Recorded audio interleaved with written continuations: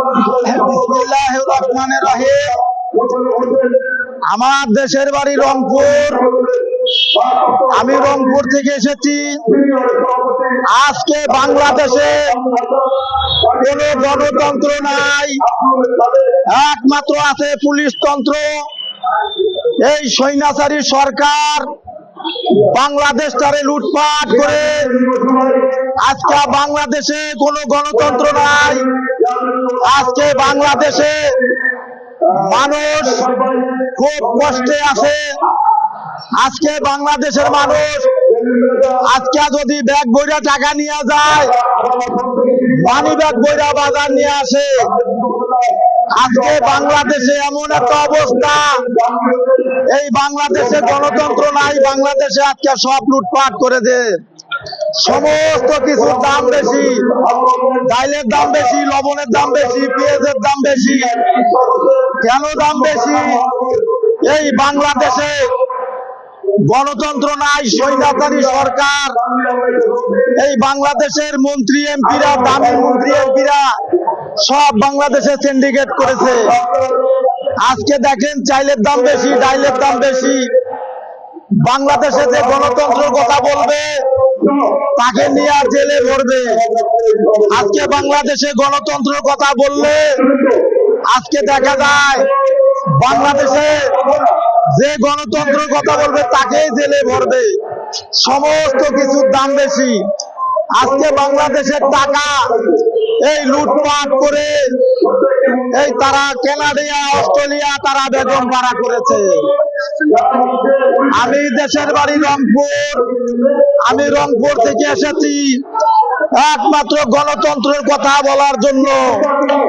আজকে বাংলাদেশে গণতন্ত্র নাই। এই গণতন্ত্রে লুটপাট করে শেখ হাসিনা গলা টিপে হত্যা করেছে। আর এই আওয়ামী লীগ সরকার খালি মিথ্যা কথা শেখ হাসিনা বলে। বাংলাদেশে কোনো গণতন্ত্র নাই।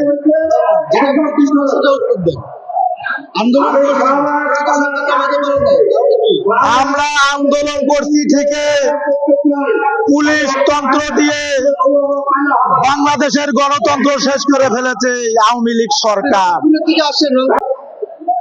আমি একজন বিএনপির সাধারণ কর্মী। আমি এই রংপুর থেকে এসেছি।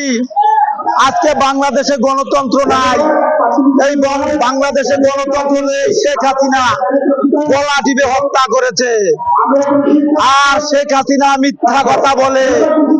বাংলাদেশের মানুষগুলো খুব শান্তিতে আছে। বাংলাদেশের মানুষ শান্তিতে নাই। আজকে বাংলাদেশের মানুষ অশান্তিতে আছে। ভালোবাসি, এই বিএনপিরে ভালোবাসি। খালেদা জিয়া আমার মা। এই মায়ের মুক্তি চাই। বিনা কারণে এই মায়ের আমার মামলা হামলা দিয়েছে। আজকে বাংলাদেশের এমন অবস্থা হয়ে গেছে, কেউ গণতন্ত্রের কথা বলতে পারতেছে না। গণতন্ত্রের কথা যেই বলে তাকে মামলা হামলা দিয়ে ওই জেলখানায়। আমি গণতন্ত্রের কথা বলছি থেকে এই পর্যন্ত 7 বার জেলে গেছি।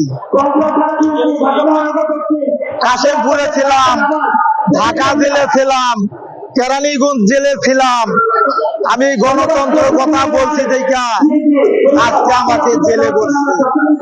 আজকে দেখেন বাংলাদেশের সমস্ত কিছুর দাম বেশি, ডাইলের দাম বেশি, চাইলের দাম বেশি, পেঁয়াজের দাম বেশি। এই আওয়ামী লীগের এমপি মন্ত্রীরা সমস্ত কিছু সিন্ডিকেট করে সমস্ত কিছু দাম বাড়াইছে। তাহলে